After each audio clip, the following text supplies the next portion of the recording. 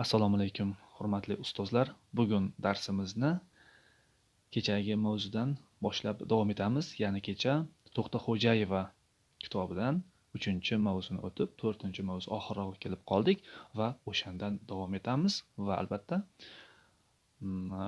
kechagi mavzuni ham ko'rishingizni maslahat beraman va o'shanda siz bu mavzuni ham yaxshigina o'zlashtirib davom etaverasiz. Demak, boshladik. Ta'lim va tarbiya jarayonida o'qituvchi tomonidan pedagog ta'sir ko'rsatishning asosiy turlari.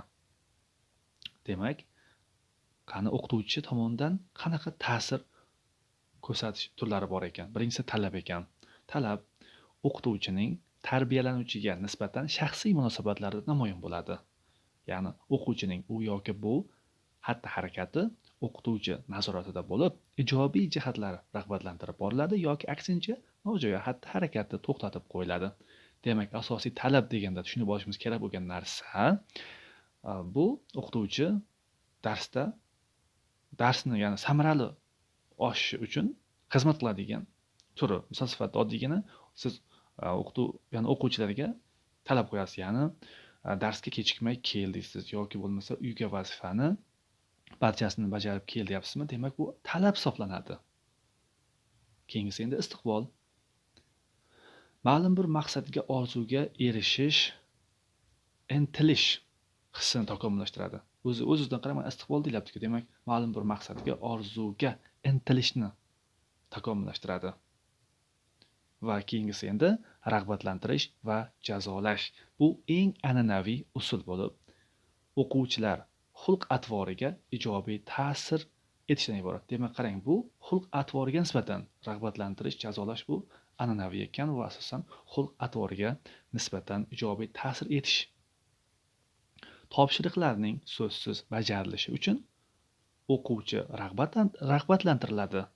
Nomaqbul xatti-harakat, tartibbuzarlik, o'z burchini bajarmaslik jazolash orqali bartaraf etiladi. Demak, asosan bu xulq-atvorga nisbatan ketyapti. Va albatta bunda o'qituvchi nihoyatda ehtiyotkorlik, sergaklik va hushyorlik talab etiladi o'qituvchidan. Va keyingisi endi jamoatchilik fikri. Jamoatchilik fikri, ya'ni o'quvchilarning ijtimoiy foydali faoliyatni bajarish natijalariga qarab muntazam rag'batlantirib borishda namoyon bo'ladi. Ya'ni o'quvchi biror bir ishni, ya'ni faoliyat deyapti, yana bir ishni bajarganda unga nisbatan beriladigan jamoatchilik fikri nazarda tutiladi. Keyingisiga o'tamiz.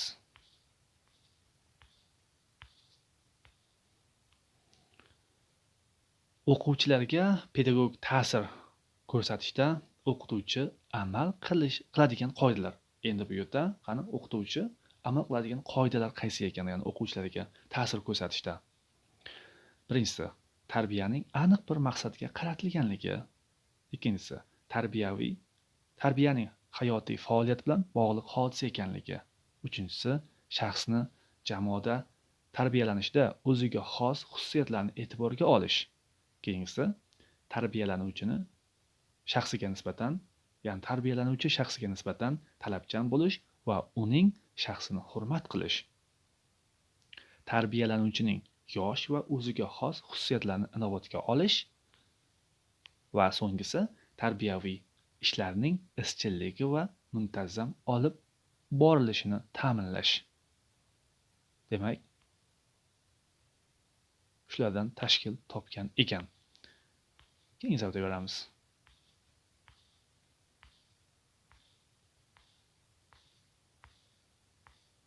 Xushmuomalalik. Xushmuomalalik qarang endi mana. O'qituvchi va tarbiyachilarning sinfda individual ish olib borish jarayonida ota-onalar hamda o'quvchilar bilan muloqotni aniq bir tarbiyaviy maqsadni ko'zlagan holda tashkil eta olishi va ta'lim-tarbiyaviy faoliyatni to'g'ri boshqara bilishidir. Demak, o'qituvchi va tarbiyalovchilarning individual ish olib borish jarayonida ota-onalar va o'quvchilar bilan muloqotni aniq bir maqsadga ko'zlagan holatda ta'lim va tarbiyaviy faoliyatni to'g'ri boshqarish bu xushmuomalalik ekan. Keyingisi, yosh o'qituvchi amal qilishi lozim bo'lgan xushmuomalalik mezonlari.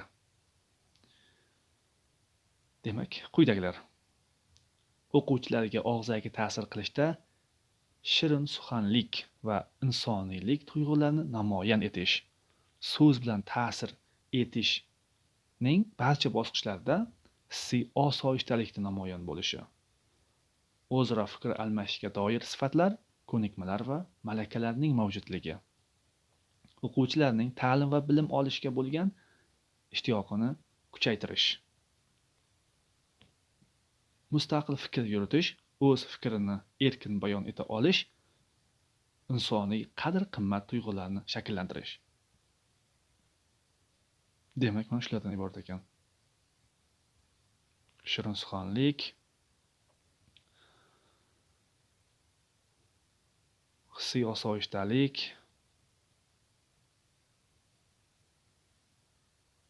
va boshqalar. Keyin esa beramiz.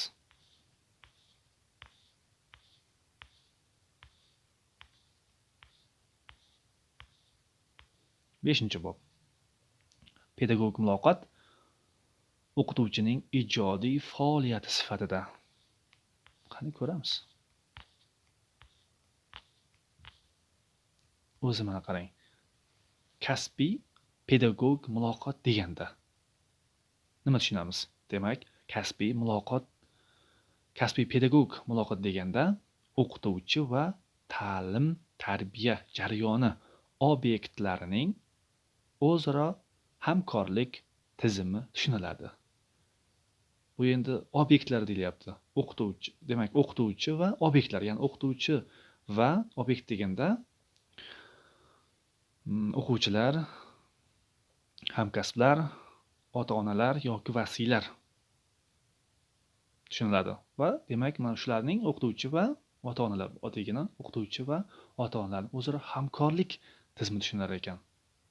Kasbiy pedagog muloqot deganda mana shuni bilib qo'yish kerak.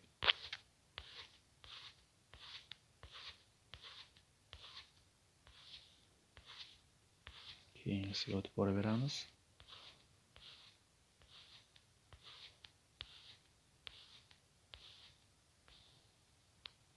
Mana endi o'qituvchi bilishi lozim bo'lgan muhim kommunikativ vazifalar. Demak, qarang, o'qituvchi bilishi lozim bo'lgan muhim kommunikativ vazifalar 4 ta ekan.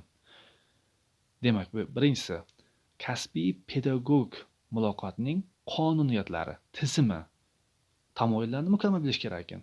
Demak, muloqotning qonuniyatlari, tizimi, tamoyillarini mukammal bilish. Ikkinchisi endi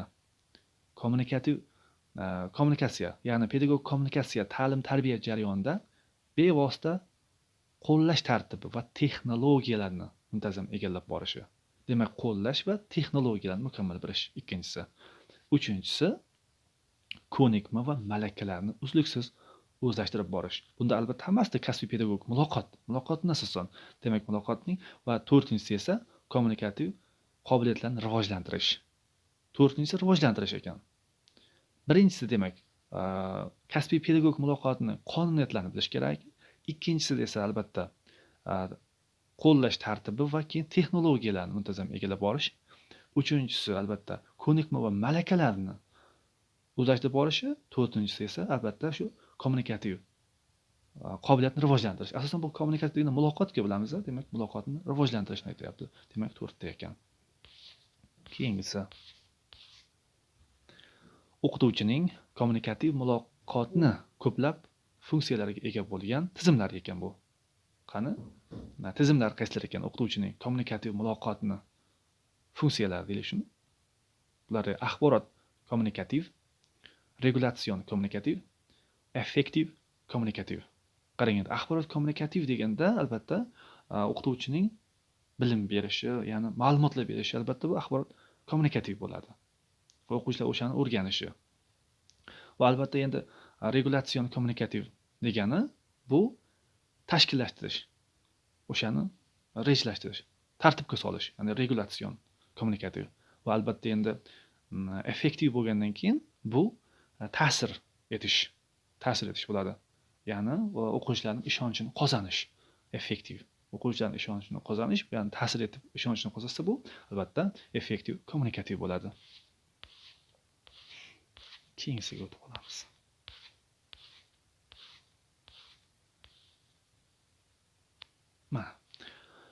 Tadqiqotchi olimlar tomonidan taklif etilgan muloqotning quyidagi yo'nalishlaridan foydalanish tavsiya etiladi. Demak, tadqiqotchi olimlar muloqotning quyidagi turlarini bizga tavsiya etgan ekan. Bular qaysilar ekan mana? Birinchisi, muloqotning birinchi turi endi albatta modellashtirish yo'nalishi ekan. Xo'p, mana modellashtirish qanaqa bo'lar ekan? Demak, o'qituvchi muloqotga bevosita tayyorgarlik jarayonida o'quvchilar bilan bo'lajak har qanday muloqot turini modellashtiradi. Demak, muloqotga bevosita tayyorgarlik jarayonida. O'zi qarang, aslida bu modellashtirish deyapti-ku, modellashtirish degani bu rejalashtiradi. Ya'ni tayyorgarlik degan joyi ham bor mana. Asosiy kalso'zlar. Modellashtirish, rejalashtiradi, tayyorgarlik jarayonida o'quvchilar bilan bo'lajak mana qarang, yana ham keyin bo'lajak har qanday muloqot turini modellashtiradi. Ikkinchisi endi xo'p, ikkinchi yo'nalish qanaqa bo'lar ekan? Endi dastlabki muloqot turidayoq o'qituvchi metodlardan bevosita foydalanib tashabbuskorlikni qo'lga oladi. Qarang, metodlardan bevosita foydalanar ekandan tashabbuskorlikni qo'lga oladi ikkinchi turda. Uchinchi yo'nalishida muloqotning turli texnologik shakllaridan unumli foydalanish va uni boshqarish. Demak, muloqotning turli texnologik vositalaridan unumli foydalanish ekan. Endi muloqotning turli texnologik vositalari nima deganda xabaringiz bor, albatta, verbal, no-verbal va keyin raqamli turlari bo'ladi. Bu shakllar deyapti, texnologik shakllar. Biz oddiy sifatida verbal degani bu og'zaki. Ya'ni monolog, dialog, keyin uchinchisi ham bor edi. Demak, shular va keyin no-verbal degan paytda endi albatta bu og'zaki emas, balki jest. Mimika, pantomimika deganlar albatta bu no-verbal. Raqamli degan paytda onlayn bo'ladi. Mana shu turlarni aytmoqchi bo'layapti. Boshqarish deyilgan. Va keyin to'rtinchi turi endi albatta mana shu yuqoridagilarni doimiy tahlil qilib borish ekan. Mana to'rttasi. Birinchisi demak tayyorgarlik ko'radi, ikkinchisida metodlardan foydalanishdan tashabbuskorlikni qo'lga oladi, uchinchisida endi texnologik shakllar, ya'ni muloqotning turli texnologik shakllaridan foydalanadi. To'rtinchisida albatta mana shu yuqoridagilarni tahlil qiladi. To'rtta ekan. Keyingisiga o'tamiz.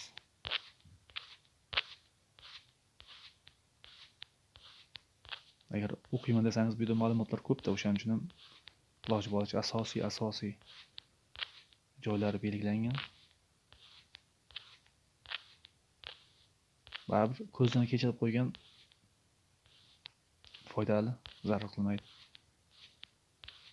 Xo'p, keyingi mavzumiz bizning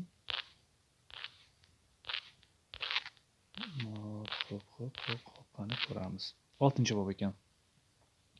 O'qituvchi kasbiy faoliyatida muloqot madaniyati va psixologiyasi.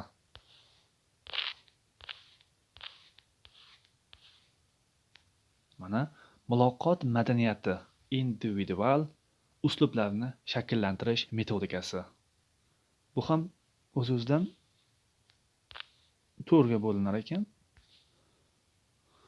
Muloqot madaniyati, individual uslublarni shakllantirish metodikasi bo'lsa, birinchisi qaysi ekan mana? O'quvchilar bilan muloqot qilish madaniyatining individual shaxsiy xususiyatlarini o'rganish. Bularga endi shaxsiy xususiyatlari ekan-ku, o'quvchilar shaxsiy xususiyatlarini mustaqil tahlil qilish, o'quvchilar ichki imkoniyatlariga har tomonlama tavsiya berish, o'qituvchining muloqot madaniyatini to'g'ri tashkil etish. Keyingisi shaxsiy muloqotda ro'y beradigan kamchiliklarni bartaraf etadi. Endi kamchiliklarni bartaraf etadi. Kamchiliklarga barham berish, har qanday vaziyatda o'quvchilarga qo'pollik qilmaslik, o'quvchi shaxsini mensimaslik kabi salbiy hislatlarni bartaraf etish. Demak, o'z-o'zidan bu kamchilik bo'lgani uchun ham o'zi bilinib turibdi, kamchiliklar. Endi uchinchisi esa o'quvchi o'zi uchun muloqot madaniyatining eng qulay bo'lgan usullarni tanlab olish. Bu ham 3ta ekan. Va keyin 4-inchisi esa muloqot madaniyati, pedagogik faoliyat qonuniyatlaridan chetga chiqmaslik. Muloqot madaniyati, pedagogik faoliyati qonuniyatlaridan chetga chiqmaslik. Bu ham 3ta. Bularni ham ko'zdan kechirib qo'yasizlar. Keyingisi endi keyingisiga o'taveramiz.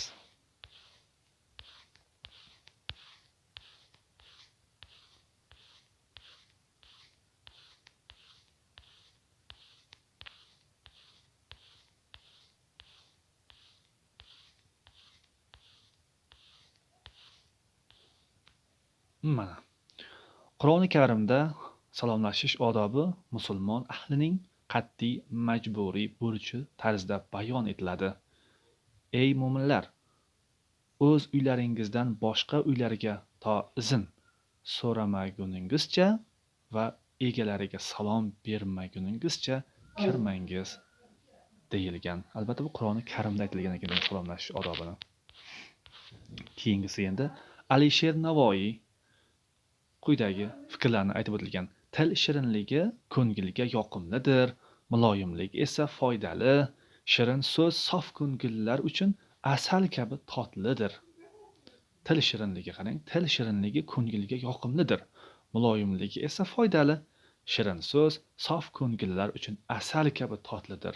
Nima asal kabi totlidir? Albatta bu shirin so'z asal kabi totlidir degan ekan Alisher Navoiy. Keyingisi esa amerikalik taniqli shoir Rolf Emerson. Nutq qudratli kuch u ishontiradi, undaydi, majbur etadi degan ekan. Agar sizdan kim nutq qudratli kuch u ishontiradi, undaydi, majbur qiladi desa, bu albatta Rolf Emersonni olishingiz kerak bo'ladi. Va keyinda Chexov quyida fikrlarni aytib o'tgan ekan. Til boyligi va notiqlik san'ati barcha zamonlarda yonma-yon yashab kelgan. Qarang, til boyligi bilan notiqlik san'ati barcha zamonlarda yonma-yon yashab kelgan. Va keyingisi endi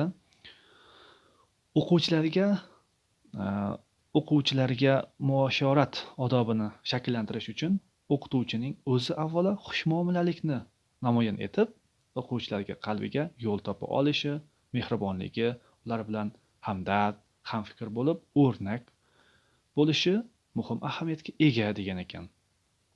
Xo'p, qarang endi bu mushorat odobi deganda nimani tushunamiz? Mushorat odobi. Albatta qarang, bu yerda hamdard bo'lish deyilgan ekan, mehribonligi deyilgan ekan.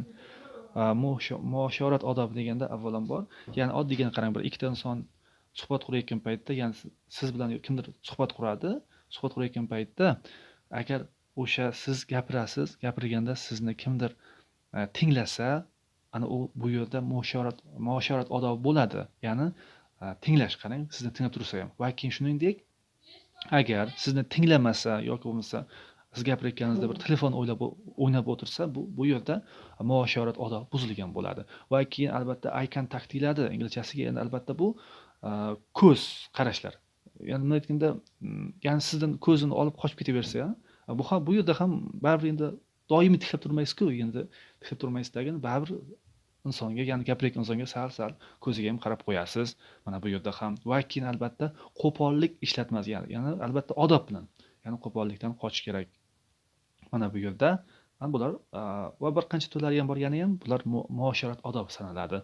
Va keyin qarang, sharq mutafakkirlari asarlarida muosharat odobi turli ko'rinish va normalar bayon etiladi. Jumladan Al-Farobiyning Fozil odamlar shahri asarida asosiy g'oya fozil kishilar obrazi bo'lgan. Va keyingisi endi Honore de Balzac quyida aytilgan ekan.